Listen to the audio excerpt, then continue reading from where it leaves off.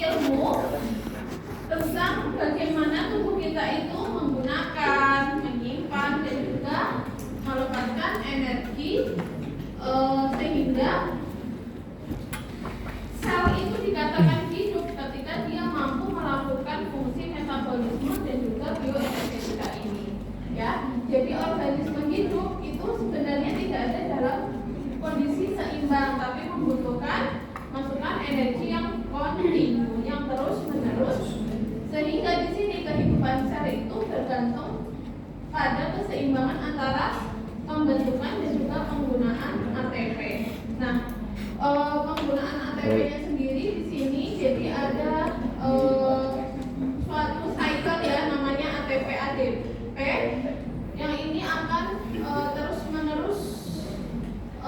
Ketika ATP ini dipecah, nanti akan berubah menjadi ADP, lalu nanti dari makanan yang kita konsumsi dan lain sebagainya ini dapat membentuk energi dengan penambahan fosfat membentuk ATP, dan ini akan terus menerus. Nah, lalu gunanya apa ATP yang dibentuk oleh sel kita? Untuk fungsi dari sel itu sendiri ya, dari sintesis DNA, sintesis materi genetik, lalu sintesis dari komponen selulernya. Terus kalau untuk yang lebih besar lagi, untuk misalnya gerakan otot kita dan lain sebagainya. Nah, sekarang kita harus tahu dulu gimana proses pembentukan energi di dalam tubuh. Nah, mana organel dari sel yang merupakan penghasil energi? Cuma Ayu yang jawab ya. 9 itu apa? Iya, pintar, mitokondria. Kenapa sih kok mitokondria itu ini penghasil energi? Kok beratnya? Apa? Kenapa? Tahu kan?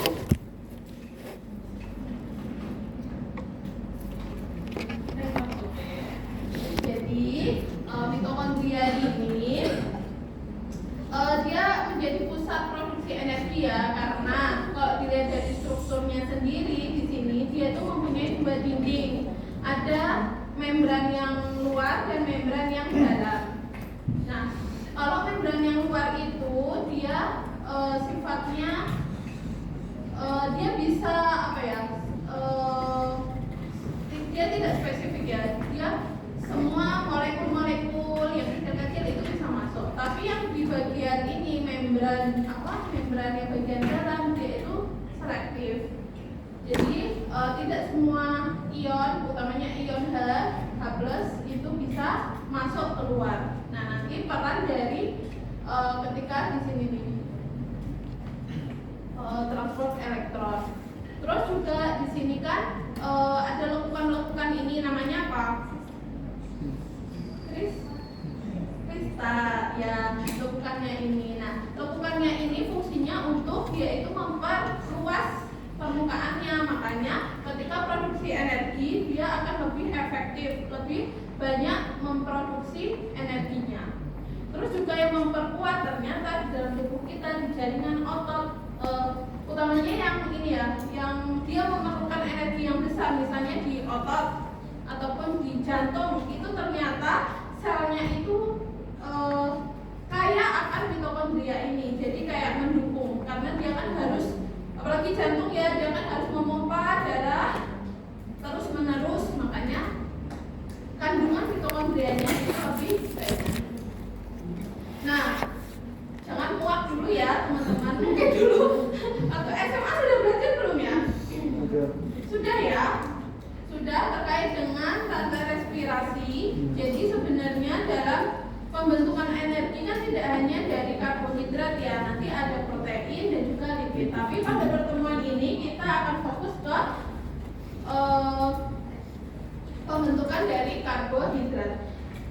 Yang perlu dipelajari nanti ada 4 tahap teman-teman, ada glikolisis, dekarboksilasi oksidatif, siklus Krebs, dan juga transport elektron. Oke ya. Nah ini ya Dek. Jadi untuk yang harus kalian pelajari nanti ada 4 tahapan tadi, di mana teman-teman harus tahu dia itu dilakukannya di mana. Jadi kalau glikolisis dia masih di luar dari mitokondria atau berada di sitosol. Nah, mulai dari step kedua dekarboksilasi oksidatif atau proses pembentukan pirufat di sini ini sudah mulai masuk ke dalam mitokondria, tapi masih di dalam matriksnya. Begitu juga dengan step ketiga. Nah, step keempat ini dia sudah masuk lagi ke dalam yang membran bagian dalam tadi loh, yang kristal tadi yang berliuk-liuk. Di situ akan terjadi proses transport elektron, ya. Nah, pertama kita harus pelajari proses glikolisis. Ada berapa tahap? Masih ingat nggak? Oh, kalau di SMA bagi 2 ya, ada apa? Oh, ayo ya Pak ya.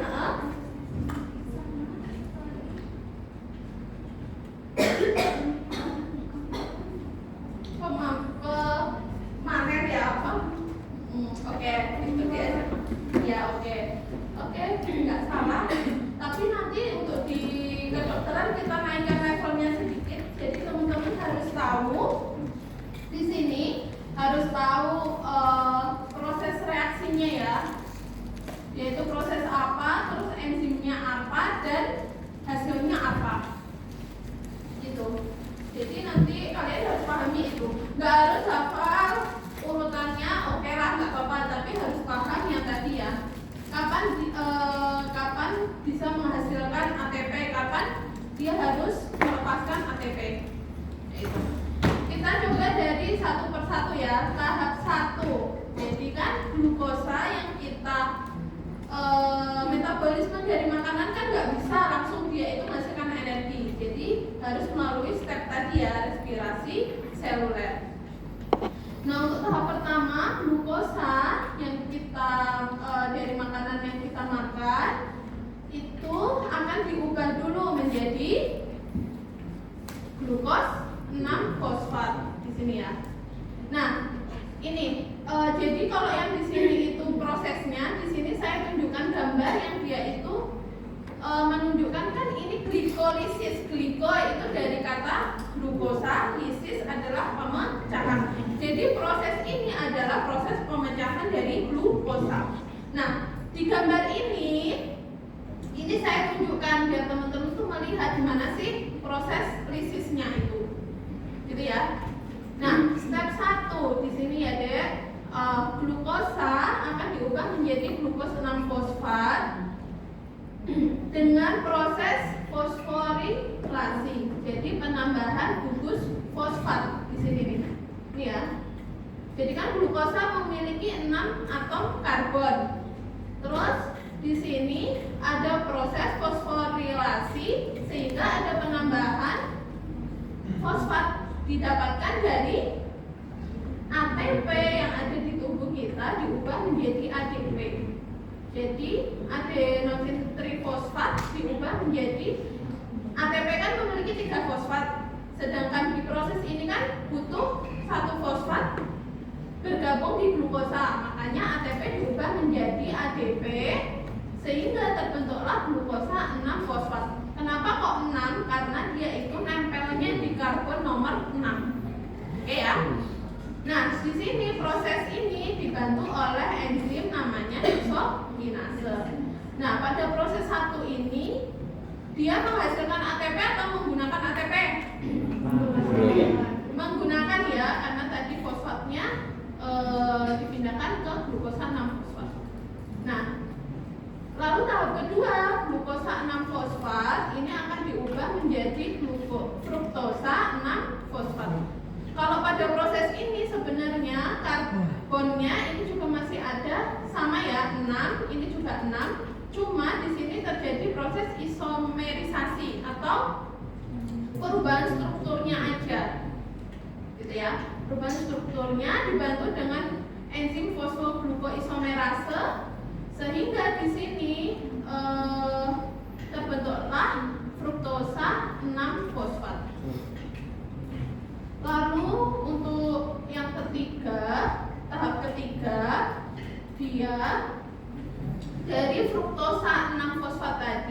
diubah menjadi fruktosa 1,6 bifosfat. Nah, di sini terjadi proses fosforilasi lagi, sehingga di sini ditambah lagi nih fosfatnya, kan yang awalnya di C6 ya, karbon 6, sekarang ditambah lagi di karbon 1.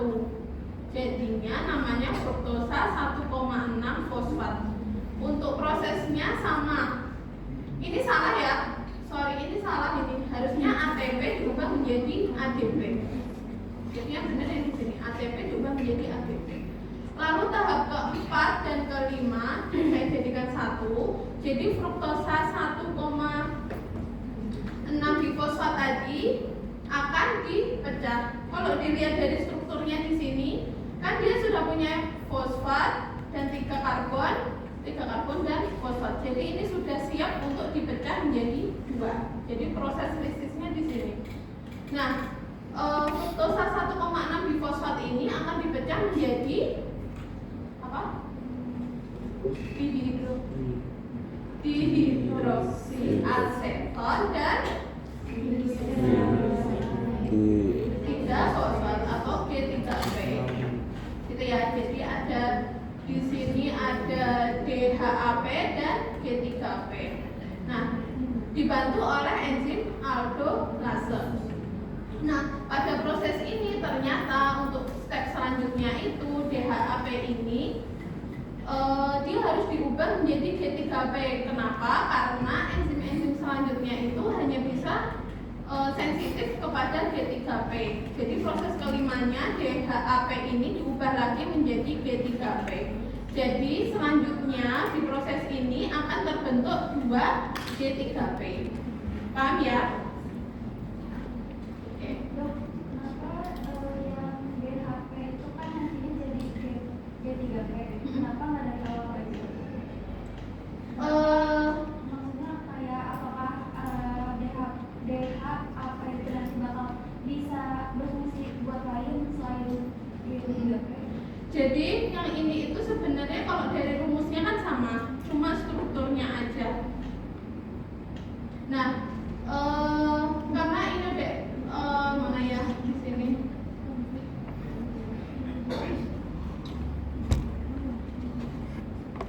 Jadi dia itu sebenarnya isomernya sama ya, sama-sama isomer, rumusnya sama, tapi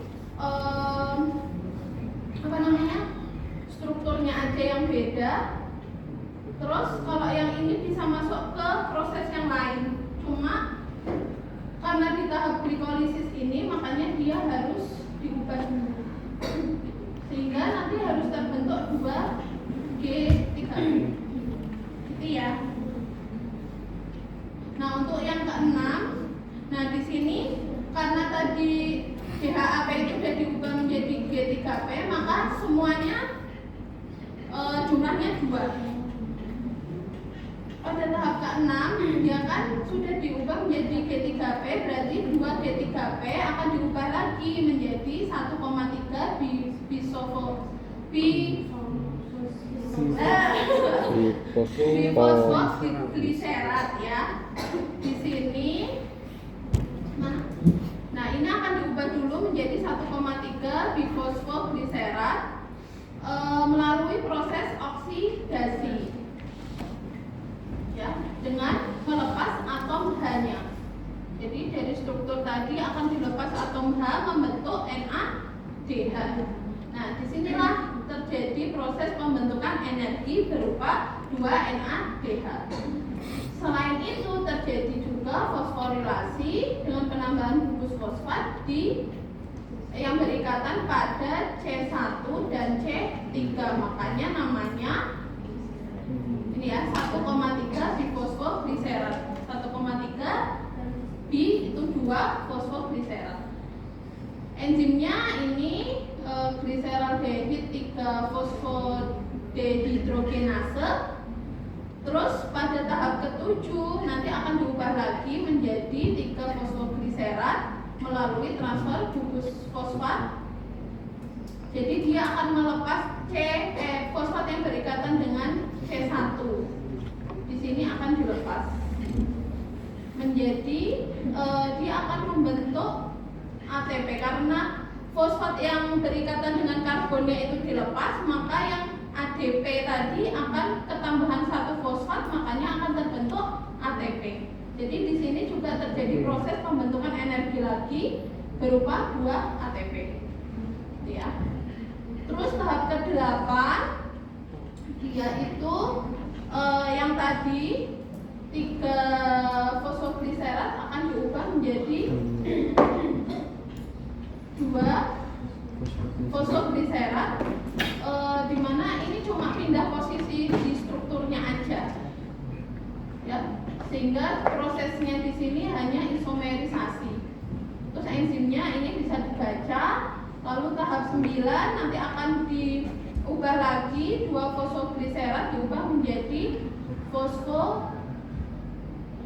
pirufat dari proses dehidrasi atau pelepasan 2H2O di sini.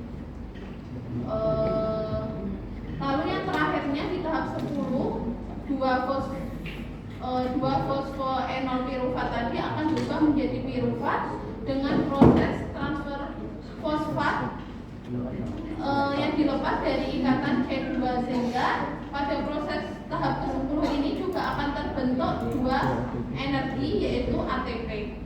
Nah, pirufat yang terbentuk di hasil dari glikolisis ini yang nantinya bisa masuk ke dalam tahap kedua dari proses respirasi seluler yaitu dekarboksilasi oksidasi. Gitu ya. Jadi hasil dari glikolisis kesimpulannya tadi terbentuk NADH sebanyak 2, lalu ATP-nya terbentuk 4. Tapi ingat kita di awal tadi kan sudah menggunakan 2 sehingga sisanya 2, lalu terbentuk H2O sebanyak 2 dan asam pirufat 2. Gitu ya. Nah, selanjutnya mengenai dekarboksilasi oksidatif. Jadi di sini teman-teman kan tadi sudah terbentuk pirufat ya di sitosol. Nah, sekarang mau masuk ke dalam mitokondria. Nah, asam pirufat di sini nanti terjadi proses dekarboksilasi yaitu pelepasan dari karbon dan 2 oksigen di sini akan masuk. Jadi asam pirufat ini masuk ke dalam mitokondria dengan bantuan suatu protein ya. Suatu protein di sini nanti akan masuk, terjadi dekarboksilasi. Jadi ini dilepas, lalu terjadi proses oksidasi dengan penambahan hidrogen menjadi NAD, itu akan berubah menjadi NADH. Dan pada proses ini nanti akan di dalam mitokondria itu ada koenzim A. Dia nanti akan berikatan dengan gugus asetilnya tadi membentuk asetil-CoA. Jadi pada proses dekarboksilasi oksidatif ini akan terbentuk energi berupa NADH. Jumlahnya berapa? 2, ya kan? Karena dalam proses glikolisis tadi kan terbentuk 2 asam pirufat, sehingga dari dekarboksilasi oksidatif ini juga terbentuk 2 NADH. Itu ya. Lalu untuk siklus Krebs, ada yang mau menjelaskan? Ingat nggak siklus Krebs? Nala sih hafal ya, tahu nggak bayi Nala, balita? Nala hafal.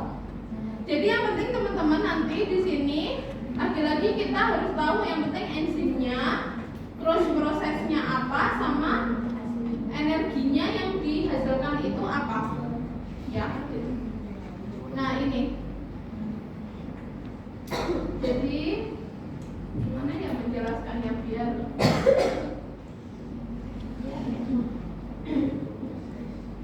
oke. Jadi teman-teman kan di proses kedua tadi menghasilkan suatu asetil-CoA. Nah, asetil-CoA ini nanti baru bisa masuk ke dalam suatu siklus namanya siklus Krebs ini. Kenapa? Karena di sini kan nanti harus terbentuk suatu sitrat. Sitrat itu kan karbonnya itu terdiri dari 6. Sedangkan oksaloasetat di sini terdiri dari 4. Makanya kita butuh suatu senyawa berupa asetil-CoA ini yang dia terdiri dari 2 atom karbon. Nah, pada proses pertama dalam pembentukan sitrat ini harus terjadi kondensasi, harus ada ikatan antara oksaloasetat dan asetil-CoA sehingga akan terbentuk sitrat di sini. Nah, enzimnya yang digunakan adalah sitrat sintase. Untuk reaksinya ada di bawah ini ya. Jadi asetil-CoA dia nanti akan kondensasi dengan oksaloasetat di sini dengan bantuan enzim sitrat sintase. Maka akan terbentuk sebenarnya ada senyawa perantaranya dulu yaitu sitril-CoA intermediate.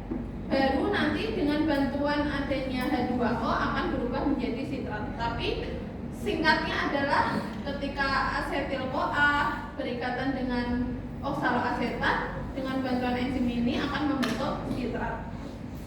Oke. Lalu yang kedua, pada tahap kedua ini sitrat yang terbentuk tadi dia harus diubah menjadi isositrat. Karena sitrat dan isositrat itu memiliki karbon yang sama, ada 6 karbon secara strukturnya, maka di sini tidak terjadi proses seperti yang sebelumnya ya. Jadi di sini hanya terjadi isomerisasi. Jadi cuma ada perubahan strukturnya aja. Dengan bantuan nanti adanya proses dehidrasi dan hidrasi. Itu enzimnya akonitase. Nah, reaksinya di sini nih. Jadi sitrat ini dengan bantuan enzim akonitase terjadi proses dehidrasi dulu. Jadi ada pengeluaran H2O dari struktur sitrat ini membentuk suatu senyawa perantara ya berupa akonitase intermediate. Terus dengan bantuan hidrasi atau penambahan H2O lagi dia baru bisa menjadi isositrat. Jadi kalau reaksinya sebenarnya itu panjang tapi singkatnya adalah dari sitrat terbentuk isositrat, tapi dia harus ada bantuan dari enzim dan juga proses hidrasi dan dehidrasi tadi. Nah, karena ini kan cuma dia cuma perubahan posisi ya, jadi strukturnya sama. Yang awalnya ini gugus hidrogen dan hidroksil di C1 hidrogennya ini kebalikannya gitu ya. Jadi isomerisasi cuma berubah posisinya aja, tapi dengan kalau dalam reaksi dengan bantuan H2O. Lalu kalau tahap 3 ini kan kita mau merubah isositrat menjadi alfa ketoglutarat. Nah, di sini terjadi proses pengurangan atom karbon dari 6 menjadi 5. Nah, selain itu juga akan terbentuk NADH dan juga dikeluarkan CO2. Nah, proses lengkapnya itu seperti ini. Jadi panjang. Yang penting teman-teman harus tahu enzimnya dan prosesnya itu apa dan hasilnya. Jadi di tahap ketiga terjadi proses pembentukan energi berupa NADH. Oke. Jumlahnya berapa?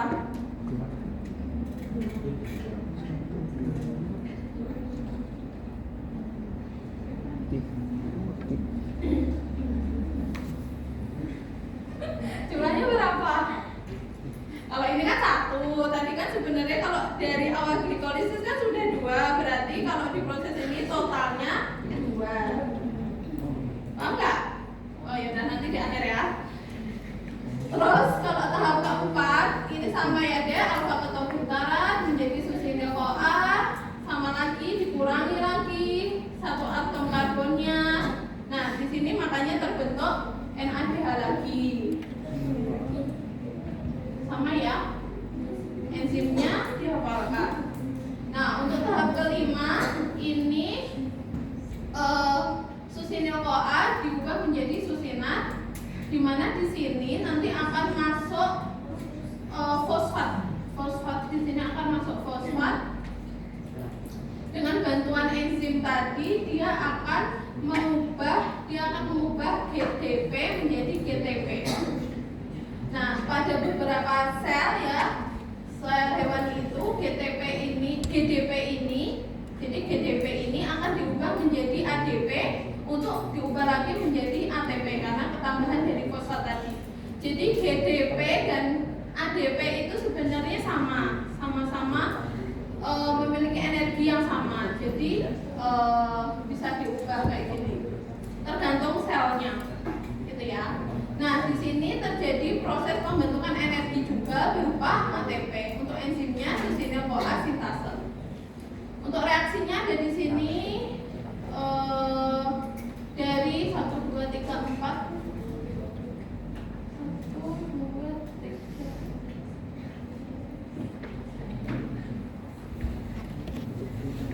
Nah, oh ya, ini kan pada reaksi ini, jadi kan ada masuk fosfat, ada masuk H2O. Nah, H2O ini fungsinya untuk melepaskan CoA ya, koenzim A.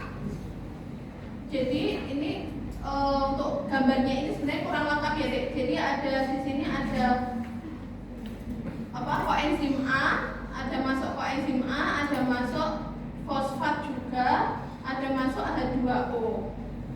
Tapi intinya di sini terjadi pembentukan energi dari GDP menjadi GTP atau ADP menjadi ATP. Terus tahap ke-6 nanti susinat. Di sini susinat akan berubah menjadi fumarat dengan melepaskan 2 ion H. Makanya terbentuk FADH2. Kenapa kok FADH2 bukan NADH? Karena sudah saya tulis di sini FADH itu khusus dia nerima elektron. Karena di sini yang harus dilepaskan adalah 2 ion hidrogen, makanya penerimanya adalah FADH. Gitu ya. Terus enzim yang digunakan adalah susinat dehidrogenase. Jadi pada tahap 6 ini juga terjadi proses pembentukan energi berupa FADH2. Tahap ke-7 ini terjadi perubahan lagi dari fumarat menjadi malat. Ada proses hidrasi di sini berupa penambahan H2O. Ya, jadi ada penambahan H2O untuk terbentuk menjadi malat. Untuk enzimnya fumarase. Untuk tahap terakhirnya nanti teman-teman harus paham malat ini akan diubah menjadi oksaloasetat dengan proses pelepasan 1 atom hidrogen sehingga terbentuk NADH. Ini juga suatu energi lagi. Lalu enzim yang digunakan adalah malat dehidrogenase. Jadi dari proses siklus Krebs tadi teresum ini. Nanti kalian pelajari ini. Enzim yang digunakan apa, reaksinya apa, lalu koenzimnya apa, dan produksinya apa, ya. Nah, untuk hasilnya tadi berarti kan tadi terbentuk NADH 3 di tahap 3, 4, dan 8. Lalu ada pembentukan ATP di tahap 5 dan FADH di tahap ke-6. Jadi pada siklus Krebs ini total ada berapa energi yang dihasilkan? Hah?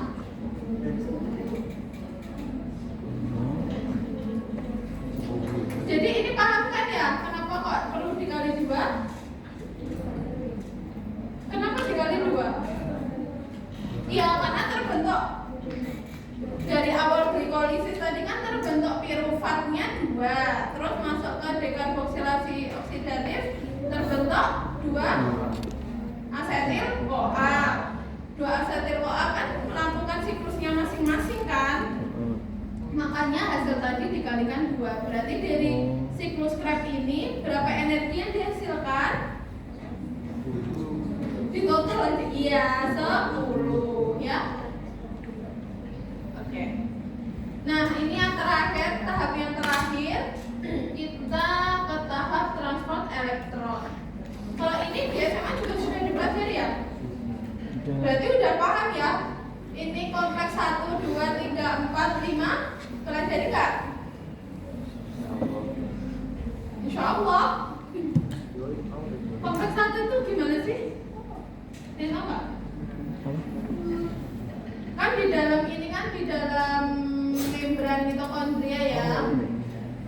Membran dalam itu banyak protein-protein di sini.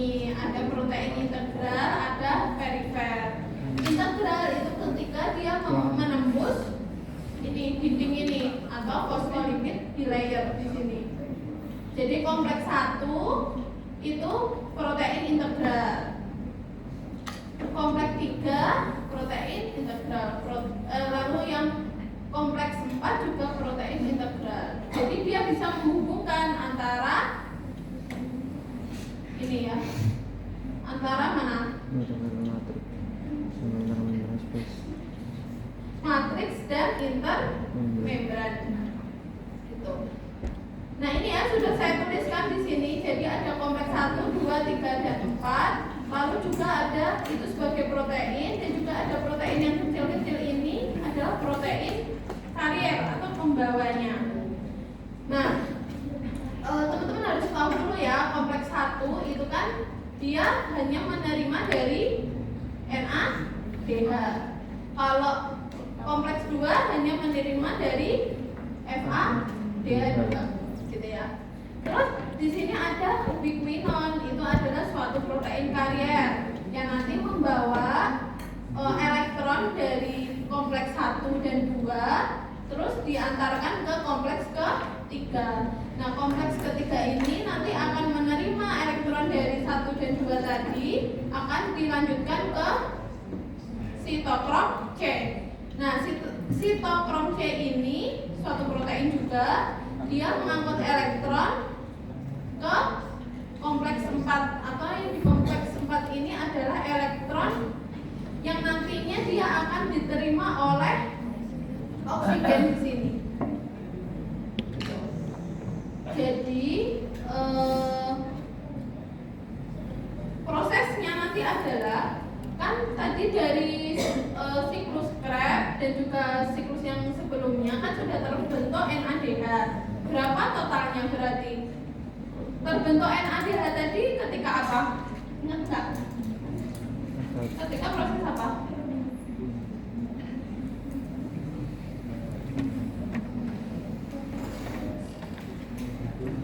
Proses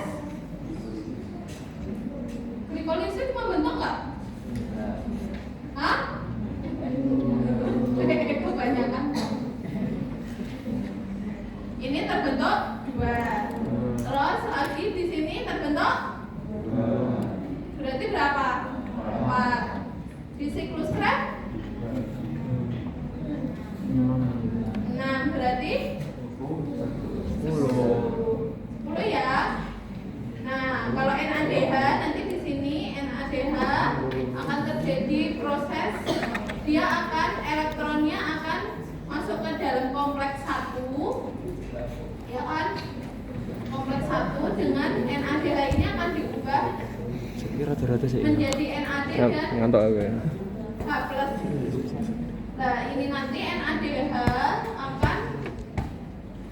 akan masuk ke dalam ubiquinon, lalu akan diteruskan ke kompleks 3, terus masuk diteruskan oleh sitokrom C, lalu masuk ke kompleks 4. Nah, di sini elektron tadi akan dikumpulkan dulu. Kan ini dia ini akan diambil 2 elektron setiap prosesnya. Nah, nanti kalau sudah sampai 4, di sini 4 elektron baru bisa diubah menjadi ATP. Gitu. Sama kalau FADH juga sama prosesnya. Jadi dia nanti akan masuk ke dalam kompleks 2, lalu menuju ubiquinon, diantarkan ke kompleks 3 sitokrom, terus masuk ke kompleks 4 baru diubah menjadi ATP. Kayak gitu. Nah, jadi tadi ya Dek, ketika kan kompleks 1, kompleks 3 dan 4 itu kan suatu protein integral. Jadi dia itu bisa mengakses dua tempat ini, makanya dia bisa mengeluarkan suatu atom H+ tadi ke intermembran space di sini. Nah, kalau di sini itu karena setiap proses kan dia akan mengeluarkan, makanya di sini lama-lama kan akan lebih banyak dibandingkan bagian matriksnya di sini. Makanya nanti akan terjadi proses yang namanya chemiosmosis dengan protein berupa ATP sintase di sini. Jadi ion H+ yang ada di luar ini nanti akan masuk ke dalam ATP sintase dan akan terjadi proses pembentukan dari ADP menjadi ATP. Gitu. Nah, ini untuk perhitungannya ya. Nah, dari proses transport elektron tadi, NADH dan juga FADH itu akan baru bisa dikonversi menjadi ATP. Nah, NADH ini kan tadi yang dari hasil awal tadi kan jumlahnya 10. Sedangkan dalam proses pembentukan ATP kan tadi membutuhkan 4 elektron dulu untuk membentuk satu ATP, makanya 10 dibagi 4. Sehingga 1 NADH itu sama dengan 2,5 ATP, sedangkan FADH juga itu totalnya kan 6 dibagi 4 menjadi 1,5 ATP. Gitu. Nah, jadi resumnya adalah dalam proses pembuatan energi ini dari respirasi seluler, dari glikolisis terbentuk 2 ATP, lalu dari siklus Krebs tadi 2 ATP, sedangkan NADH dan juga FADH ini kan sudah kita ubah dalam proses transport elektron dengan total 28 ATP.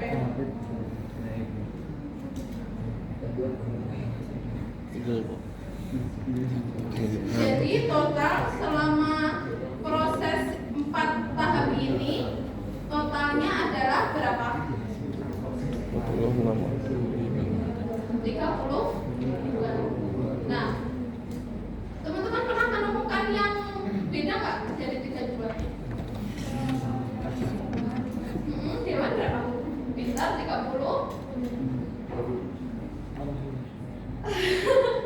Kalau sel hewan 30. Kenapa itu Ayu? Ada yang bisa jawab nggak? Kenapa Mbak?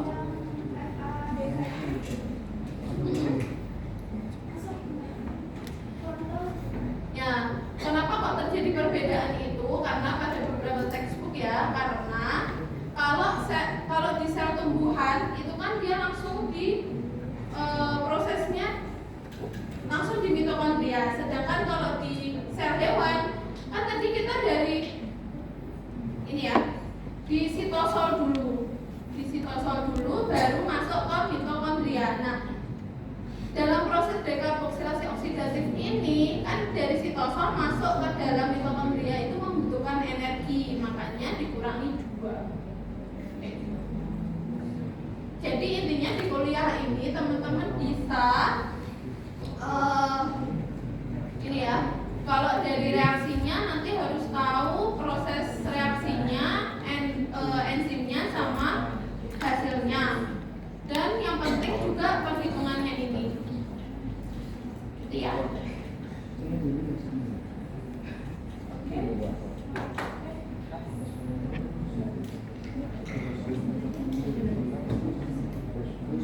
Apakah sudah dibagi resum-resum? Oh, Nanti mencarikan link meresum. ini ya,